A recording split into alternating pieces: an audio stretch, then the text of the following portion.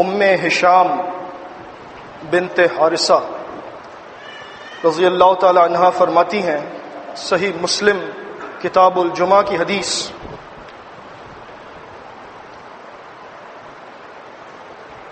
ما اخذت قاف والقرآن المجید الا من فی رسول اللہ صلی اللہ علیہ وسلم وهو يقرأ بها كل جمعة على المنبر اذا خطب الناس۔ میں نے سورہ قاف والقرآن المجید یاد نہیں کی مگر اللہ کے رسول صلی اللہ علیہ وسلم کی زبانی سن کر، کیونکہ آپ اس سورت کی تلاوت فرمایا کرتے تھے ہر جمعے کو جب آپ منبر پر تشریف فرما ہوتے اور لوگوں کو خطبہ ارشاد فرمایا کرتے۔ یہ جماعت المسلمین کا ایک اور اعزاز ہے جو اللہ رب العزت نے عطا کیا کہ ساری دنیا میں کسی بھی مسجد میں جمعے کے خطبے میں اس مستقل اور دائمی سنت پر عمل نہیں ہوتا، اگر ہوتا ہے تو جماعت المسلمین کی مساجد میں۔ اگرچہ یہ سنت ایسی ہے کہ جس کو کبھی ترک نہیں کیا اللہ کے رسول صلی اللہ علیہ وسلم نے، لیکن پھر بھی آپ دیکھیں گے کہ کہیں بھی اس پر عمل نہیں ہوتا، کیونکہ لوگوں نے سنت کو وہ مقام ہی نہیں دیا جو مقام اس کا اللہ نے بتایا اور اللہ کے رسول صلی اللہ علیہ وسلم نے واضح فرمایا۔ جب اس پر گرفت ہوئی ان لوگوں کی جو قرآن و حدیث کا دعویٰ کرتے ہیں، جو یہ کہتے ہیں کہ ہم حدیث کے اہل ہیں، جب ان کی اس بات پر گرفت کی گئی تو کچھ لوگوں نے اپنی مساجد میں اب یہ کرنا شروع کر دیا ہے کہ سورہ قاف کی ابتدائی چند آیات اور آخر کی چند آیات امام پڑھ لیتا ہے اور لوگوں سے کہتا ہے کہ دیکھو ہم نے بھی سنت پر عمل کیا، بادل ناخواستہ۔ جماعت المسلمین بھی یہی چاہتی ہے کہ ہر سنت کو زندہ کیا جائے، جس دین اسلام کو لوگوں نے بھلا دیا اس کو لوگوں کے سامنے پیش کیا جائے اس طریقے پر جس طریقے سے اللہ رب العزت نے اس کو نازل کیا تھا۔ افسوس کے ساتھ کہنا پڑتا ہے کہ سورہ قاف والقرآن المجید کو جب اس کی تلاوت کی جاتی ہے ہر جمعے، اکثر مسلمین کو معلوم ہی نہیں ہوتا کہ کیا تلاوت کیا گیا ہے، اس سورت میں ایسی کیا بات ہے۔ قرآن مجید کی 114 صورتوں میں سے صرف اسی صورت کا انتخاب کیوں کیا اللہ کے رسول صلی اللہ علیہ وسلم نے کہ ہر جمعے خطبہ جمعہ میں اس کی تلاوت فرماتے ہیں۔ اس صورت میں کوئی ایسی بات ضرور ہوگی اور اس کے لیے ہم سب کو چاہیے کہ قرآن مجید کو سمجھ کر پڑھیں۔ عربی زبان ہمیں نہیں آتی، یہ ایک اور المیہ ہے ہمارا۔ چلیے عربی زبان نہیں آتی، گھر میں تراجم تو رکھے ہیں، تفسیر قرآن عزیز تو موجود ہے، کتنے لوگوں نے کھول کر اس کو پڑھا ہے کہ سورہ قاف میں ایسی کیا بات ہے کہ ہر جمعے ہمیں سنائی جاتی ہے، آؤ میں اس کو کھول کر دیکھتا ہوں کہ اس میں کیا ہے۔ آپ یقین جانیے اگر آپ نے سورت کی تفسیر کو پڑھ لیا تو آپ ہر جمعے اگر اس کو یاد رکھیں تو آپ اپنے ایمان کو بڑا مضبوط کر کے جائیں گے جب مسجد سے واپس جائیں گے، کیونکہ اس میں اللہ رب العزت نے اپنی توحید، اپنی نشانیاں، قیامت، موت، جنت، جہنم، ہر چیز کا تذکرہ فرمایا ہے اور بڑے خوبصورت الفاظ میں۔ لیکن کوئی ہے سمجھنے والا؟ یہ سوال اللہ رب العزت نے ہم سے کیا اور ہمیں اس کا جواب دینا ہے۔ جابر بن عبداللہ رضی اللہ تعالیٰ عنہ فرماتے ہیں، صحیح مسلم کتاب الجمعہ میں ہی ہے، ان النبی صلی اللہ علیہ وسلم اذا خطب الناس، اللہ کے نبی صلی اللہ علیہ وسلم جب خطبہ ارشاد فرماتے، احمرت عیناہ، تو آپ کی آنکھیں سرخ ہو جاتی، وعلا صوتہ، اور آواز بلند ہو جاتی، واشتد غضبہ، اور آپ کا غصہ بڑھ جاتا، کأنہ منذر جیش، اور آپ اپنے لوگوں کو ایسے ڈرا رہے ہوتے جمعے کے خطبے میں کہ جیسے کوئی شخص اپنی قوم کو ڈراتا ہے کسی لشکر سے، صبحکم و مساکم، جو صبح کو یا شام کو کسی بھی وقت حملہ آور ہونے والا ہے. ایسے ڈراتے اللہ کے رسول صلی اللہ علیہ وسلم. یہ ائمہ کے لیے سنت ہے کہ وہ جمعے کے خطبے میں لوگوں کو ڈرائیں، اور ڈرانے کے لیے جو بھی مواد ملتا ہے قرآن و حدیث میں اس کو لوگوں کے سامنے پیش کریں، اپنے ایمان کو بھی بڑھائیں اور مسلمین کے ایمان کو مضبوط کریں، کیونکہ یہ دور فتنوں کا ہے اور آدمی زیادہ تر کاروبار میں یا اپنی مالی پریشانیوں کی دوری کے لیے پیچھے لگا ہوا ہے کہ کسی طرح سے میری پریشانیاں دور ہو جائیں اور میں خوش و خرم رہوں دنیاوی اعتبار سے. اس کشمکش کے دور میں ایک جمعے کا خطبہ ہی تو ہے کہ جس سے لوگوں کے ایمان کو مضبوط کیا جا سکتا ہے، ورنہ لوگوں کو آپ دیکھ لیں دروس میں شرکت نہیں کرتے، اجتماع رکھا جاتا ہے اس میں آنے کے لیے 100 بہانے ہوتے ہیں. یہ جمعہ ہی ہے جس میں لوگ لازمی پہنچتے ہیں، کیونکہ کم از کم یہاں پہنچنے کے لیے ان کو معلوم ہے کہ اگر یہاں نہ پہنچے تو مسئلہ بڑا خراب ہو سکتا ہے. لہذا ضروری ہے کہ اس جمعے سے ائمہ حضرات فائدہ اٹھائیں اور لوگوں کے ایمان کو مضبوط کریں، ان کو یاد دلائیں کہ اللہ کے پاس جانا ہے. اس کی تیاری کے لیے ہم نے آخر کیا کیا؟ وَيَقُولُ بُعِثْتُ أَنَا وَالسَّاعَةَ كَهَاتَيْنِ. اور خطبہ جمعہ میں اللہ کے رسول صلی اللہ علیہ وسلم فرمایا کرتے کہ میں اور قیامت ایسے بھیجے گئے ہیں جیسے یہ 2 انگلیاں ہیں، یعنی اتنی نزدیک ہے قیامت مجھ سے، اور میرے اور قیامت کے درمیان کوئی نبی یا رسول نہیں آنے والا. بار بار آخرت کو یاد دلایا گیا، کیونکہ جب آخرت کا خوف دل میں ہو تو آدمی یقیناً برے کاموں سے بچ سکتا ہے، اور اگر آخرت کا خوف دل سے نکل جائے تو آدمی درندہ بن جاتا ہے. یہ آخرت کا خوف ہے جس کو بار بار یاد دلانے کے لیے اللہ کے رسول صلی اللہ علیہ وسلم خطبہ جمعہ کا استعمال کیا کرتے تھے. جابر بن عبداللہ رضی اللہ تعالی عنہ ہی سے مروی ہے، یہ جمعے کے دن کی بڑی اہمیت ہے کہ قرآن مجید میں اللہ رب العزت نے مستقل ایک سورت نازل فرمائی ہے جس کا نام ہی سورہ جمعہ ہے. اس کی آخری آیات کا نزول کچھ اس طرح سے ہے. شان نزول یہ ہے، صحیح بخاری کتاب التفسیر میں ہے. جابر رضی اللہ تعالیٰ عنہ فرماتے ہیں اقبلت عیر ونحن مع النبی صلی اللہ علیہ وسلم یوم الجمعہ. ایک قافلہ آیا اس حال میں کہ ہم اللہ کے نبی صلی اللہ علیہ وسلم کے ساتھ تھے اور آپ جمعے کا خطبہ ارشاد فرما رہے تھے، ہم خطبہ سن رہے تھے. وہ کاروباری قافلہ تھا، اس کو آتا دیکھ کر سار الناس الیہا، وہ سارے لوگ جو خطبہ سن رہے تھے وہ خطبے کو چھوڑ کر اس کی طرف لپکے. الا 12 رجلا، لیکن 12 آدمی بیٹھے رہے، وہ نہ گئے. تبری لائے ہیں تاریخ میں اپنی صحیح سند سے الا 12 رجلا وامرأة، 12 آدمی اور ایک خاتون، نام نہیں ملتا. یہ 12 افراد اور ایک خاتون ان کے علاوہ یہ 13 لوگ رہ گئے. باقی سب نے اللہ کے نبی صلی اللہ علیہ وسلم کو دوران خطبہ ہی چھوڑ دیا اور قافلے کی طرف دوڑ پڑے. معلوم ہوتا ہے کہ اس سے پہلے ممانعت نہیں آئی تھی کہ جمعے کے خطبے کے دوران آپ تجارت نہیں کر سکتے، ورنہ یقیناً صحابہ کرام رضوان اللہ علیہم اجمعین ایسے لوگ نہیں تھے کہ وہ ممانعت کا علم ہو اور پھر وہ کام کر جائیں. ممانعت سے پہلے کی بات ہے، لیکن یہ واقعہ درست ہے، اس سے کوئی انکار نہیں کر سکتا. خاتون کا جمعے کے خطبے میں موجود ہونا بھی معنی خیز ہے. خواتین کے لیے بھی بندوبست کیا جاتا ہے اس چیز کا کہ وہ آئیں جمعے کے خطبے میں سن کر جائیں. خواتین آتی ہیں، لیکن اگر ہم چاہیں تو ہر آدمی یہ کوشش کر سکتا ہے اگر ہماری خواتین کو دروس یا خطبات نہیں سنائے جائیں گے تو ان کی اصلاح کیسے ہوگی؟ اگر گھر میں عورت ٹھیک نہ ہو، دیندار نہ ہو، اور آپ گھر سے باہر رہتے ہیں اپنی مصروفیات کی بنا پر، آخر بچوں کی کفالت اور بچوں کی پرورش دین اسلام کے مطابق کون کرے گا؟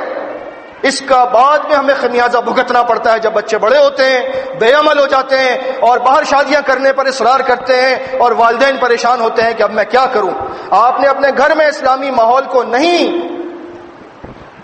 رکھا تھا، اس بنا پر بچے اسلام سے دور ہوئے اور اب آپ پریشان ہوتے ہیں۔ لہذا خطبہ جمعہ میں خواتین کا آنا بھی مسنون ہے، اس پر اعتراض فضول اور لغو ہے، یہ صحیح بخاری کی حدیث ہے۔ ہاں خواتین پر جمعہ لازم نہیں ہے، وہ مستثنیٰ ہے، مستدرک حاکم کتاب الجمعہ کی صحیح حدیث ہے، لیکن آئیں اچھی بات ہے، اس کا ثبوت ملتا ہے۔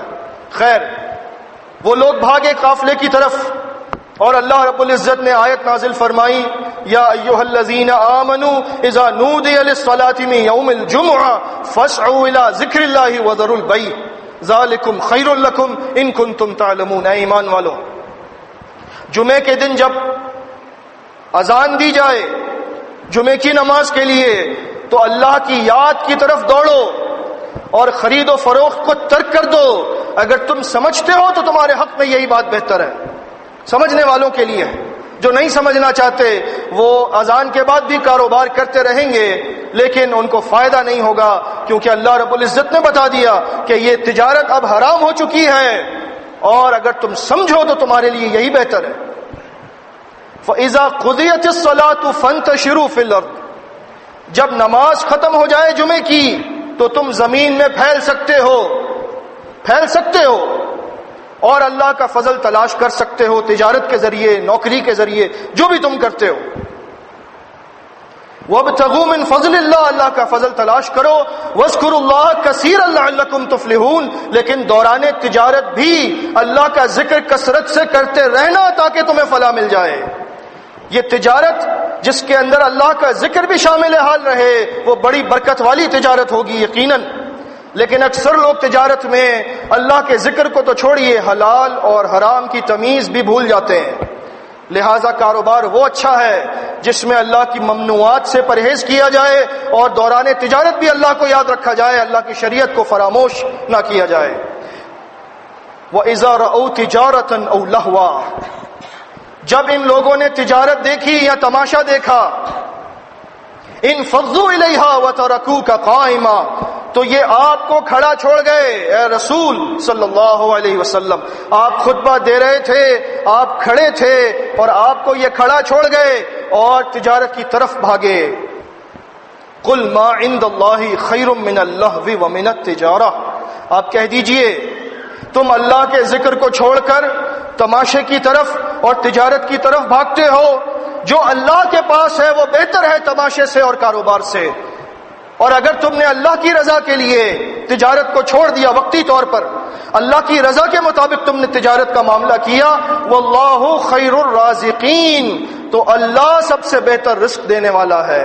انسان کی تجارت، اس کی محنت یقیناً اس کا بڑا عمل دخل ہے روزی اور رزق کے معاملے میں، لیکن سب کچھ ہے اللہ کے ہاتھ میں۔ اگر وہ چاہے ہماری کوششوں کو کارگر کر دے، اگر وہ چاہے ہماری کوششوں کو بیکار کر دے۔ لہٰذا رزق اللہ کے ہاتھ میں ہے، اس کو ناراض کر کے رزق نہ کمائیے، رزق کمائیے ضرور لیکن اللہ کی رضا کے مطابق، اسی میں خیر و برکت ہے۔ اقول قولی ھذا واستغفر اللہ لی ولکم۔ الحمد لله حمدا كثيرا طيبا مباركا فيه، إن الحمد لله نحمده ونستعينه ونستغفره ونؤمن به ونتوكل عليه، ونعوذ بالله من شرور أنفسنا ومن سيئات أعمالنا، من يهده الله فلا مضل له ومن يضلل فلا هادي له، وأشهد أن لا إله إلا الله وحده لا شريك له، وأن محمدا عبده ورسوله۔ اللهم صل على محمد النبي وأزواجه أمهات المؤمنين وذريته وأهل بيته كما صليت على إبراهيم إنك حميد مجيد، صبحكم ومساكم. وقال رسول الله صلى الله عليه وسلم بعثت أنا والساعة كهاتين. أما بعد فإن أصدق الحديث كتاب الله وأحسن الهدي هدي محمد وشر الأمور محدثاتها وكل محدثة بدعة وكل بدعة ضلالة وكل ضلالة في النار. ابو داؤد کتاب الصلاۃ کی صحیح حدیث اور امام حاکم کی مستدرک میں بھی ہے. اوس بن اوس انصاری رضی اللہ تعالی عنہ سے مروی، فرمایا اللہ کے رسول صلی اللہ علیہ وسلم نے ان من افضل ایامکم یوم الجمعہ، تمہارے دنوں میں سب سے افضل دن جمعے کا دن ہے. فیہ خلق آدم، اسی دن آدم علیہ السلام پیدا کیے گئے. وفیہ قبض، اور اسی دن ان کو موت دی گئی. وفیہ النفخہ، سور بھی جمعے کے دن ہی پھونکا جائے گا قیامت کے لیے. وفیہ الساقہ، اور جو لوگ بے ہوش ہو کر گر پڑیں گے سور کے پھونکے جانے کے وقت تو وہ بھی جمعے کا دن ہوگا. فَأَكْثِرُوا عَلَيَّ مِن صَلَاتِكُمْ يَوْمَ الْجُمْعَةِ، لہذا جمعے کے دن مجھ پر کثرت سے درود بھیجا کرو. فَإِنَّ صَلَاتَكُمْ عَلَيَّ يَوْمَ الْجُمُعَةِ مَعْرُوضَةٌ عَلَيَّ، کیونکہ جو تمہارا درود تم پڑھتے ہو مجھ پر وہ میرے سامنے جمعے کے دن پیش کیا جائے گا. پوچھنے والے نے پوچھا کیف عرضت علیک صلاتنا وقد ارمت وقد بلیت، اے اللہ کے رسول صلی اللہ علیہ وسلم آپ تک ہمارا درود کیسے پہنچے گا جبکہ آپ اپنی قبر میں جو انسانوں کے اجسام کے ساتھ معاملات ہوتے ہیں وہ آپ پر بھی گزریں گے، یعنی جسم ختم ہو جائے گا. جب جسم نہ رہے گا تو پھر درود آپ پر کیسے پہنچایا جائے گا؟ سوال معقول ہے. جواب دیا اللہ کے رسول صلی اللہ علیہ وسلم نے ان اللہ حرم علی الارض ان تاکل اجساد الانبیاء، بے شک اللہ نے زمین پر حرام کر دیا ہے کہ وہ انبیاء علیہم الصلاۃ والسلام کے اجسام میں سے کچھ بھی کم کر لے. زمین ہمارے اجسام کو کھاتی ہے، کم کرتی ہے. جب قبر میں دفن کیے جائیں گے عام انسانوں کے اجسام اور انبیاء علیہ الصلاۃ والسلام کے اجسام میں بہت بڑا فرق ہے. ان کے اجسام کو زمین کم نہیں کر سکتی اور ہم اور آپ کسی گنتی میں نہیں ہیں. اعتراض کرنے والے بڑے عجیب و غریب اعتراض کرتے ہیں، کچھ وضاحت ضروری ہے. سب سے پہلی بات تو یہ ہے کہ اس روایت کو مسعود احمد صاحب رحمۃ اللہ علیہ نے ذہن پرستی صفحات نمبر 46 سے 52 تک اس کی سند کو صحیح ثابت کیا ہے. یہ ابن ماجہ میں بھی ہے اور مسند ابو یعلا میں یہاں تک الفاظ ہیں صحیح سند سے کہ فرمایا اللہ کے رسول صلی اللہ علیہ وسلم نے ما من احد یسلم علیہ، جو کوئی بھی بندہ مجھ پر درود بھیجتا ہے الا رد اللہ علیہ روحی، مگر یہ کہ اللہ میری روح کو مجھ پر لوٹا دیتا ہے حتی ارد علیہ السلام، یہاں تک کہ میں اس کے سلام کا جواب دیتا ہوں. اب بات دراصل یہ ہے کہ انسان اپنے عقیدے کو قرآن و حدیث کے مطابق رکھتا ہے. یہ ہے دین اسلام. اگر کوئی آدمی جیسے ایک فرقہ ہے ان کا کام ہی ہے کہ وہ جو حدیث ان کو اپنے علم کے مطابق قرآن کے خلاف ملتی ہے اس کو رد کر دیتے ہیں. اس پر پوری عمارت کھڑی کر دی انہوں نے جس کو توحیدی کہا جاتا ہے، جس فرقے کو. ان کا دراصل مقصد ہی یہ ہے کہ ایسی تمام احادیث کا انکار کیا جائے کیونکہ اس سے قبر پرستی کو فروغ ملتا ہے، ہرگز نہیں ملتا. ہمارا عقیدہ یہ ہے اللہ کے رسول صلی اللہ علیہ وسلم کو جب ہم درود بھیجتے ہیں درود فرشتے پہنچاتے ہیں، آپ خود نہیں سنتے. اور صرف درود کی حد تک یہ معاملہ ہے، ایسا نہیں ہے کہ ہم جو کچھ کہیں گے آپ سن لیں گے، آپ کو پہنچا دیا جائے گا. نہ یہ معاملہ ہے کہ آپ ہماری اپنی قبر شریف سے کسی بھی بات کی سنوائی کرتے ہیں یا اللہ تک سفارش کرتے ہیں. ایسا کوئی عقیدہ جماعت المسلمین کا ہرگز نہیں ہے. جو بات حدیث میں ہے وہ بتا دی گئی کہ درود پڑھنا چاہیے جمعے کے دن زیادہ کیونکہ فرشتے آپ تک پہنچاتے ہیں، بس بات ختم ہو گئی. زبردستی یہ کرنا کہ حدیث ضعیف ہے. اگر حدیث کے مطابق نبی صلی اللہ علیہ وسلم کو قبر مبارک میں زندہ تصور کر لیا تو یہ قبر پرستی والے ٹھیک ہو جائیں گے. یہ آپ کی عقل کا دھوکہ ہے، آپ کی سمجھ کا یہ مسئلہ ہے. کسی کے زندہ ہونے سے وہ اس قابل نہیں ہو جاتا کہ وہ ہماری فریاد رسی کر سکے. عیسیٰ علیہ السلام زندہ ہیں آسمانوں میں اللہ کے پاس. جبریل علیہ السلام زندہ ہیں. کیا کوئی شخص یہ کہہ سکتا ہے یا عیسیٰ اغثنی یا جبریل اغثنی؟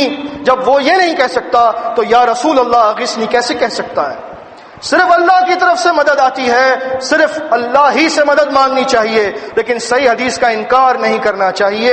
یہ کفر کی ایک قسم ہے اور اسی بنا پر لوگ حق میں آنے کے بعد اس کو چھوڑ دیتے ہیں. جملہ معترضہ بات ضروری تھی اس لیے وضاحت کر دی. مسند امام احمد کی صحیح حدیث ہے. اللہ کے رسول صلی اللہ علیہ وسلم نے فرمایا جمعے کے فضائل کے بارے میں، من غسل یوم الجمعۃ واغتسل وبکر وابتکر، وہ آدمی جس نے جمعے کے دن بڑا اچھا غسل کیا اور صبح سویرے اپنے گھر سے نکلا مسجد جانے کے لیے، اس نے تاخیر نہیں کی. ومشى ولم يركب، اور وہ پیدل چل کر مسجد آیا، سواری پر سوار ہو کر نہیں آیا. کیا بات ہے، یہ بڑی بات ہے کہ پیدل چل کر آیا، سواری پر سوار ہو کر نہیں آیا. وَدَنَا مِنَ الْإِمَامِ، اور امام کے قریب آ کر اس نے جگہ بنا لی. وَاسْتَمَعَ وَلَمْ يَلْغُ، اور غور سے خطبے کو سنا، اس میں کوئی فضول کام نہیں کیا خطبے کے دوران. كَانَ لَهُ بِكُلِّ خُطْوَةٍ أَجْرُ سَنَةٍ، اس کو ہر قدم کے بدلے میں جو اس نے مسجد کی طرف اٹھایا 1 سال کی نیکیوں کا اجر ملتا ہے. ہر قدم کے بدلے، ہر قدم کے بدلے 1 سال کی نیکیاں. اجر صیامها و اجر قیامها، یعنی 1 سال کے مسلسل روزے اور 1 سال کی مسلسل نمازیں. جتنا اجر اس عبادت کا ملتا ہے اتنا اجر ہر اس قدم پر اللہ دیتا ہے جو بندہ جمعے کے دن مسجد آنے کے لیے اٹھاتا ہے. کتنی بڑی بات ہے،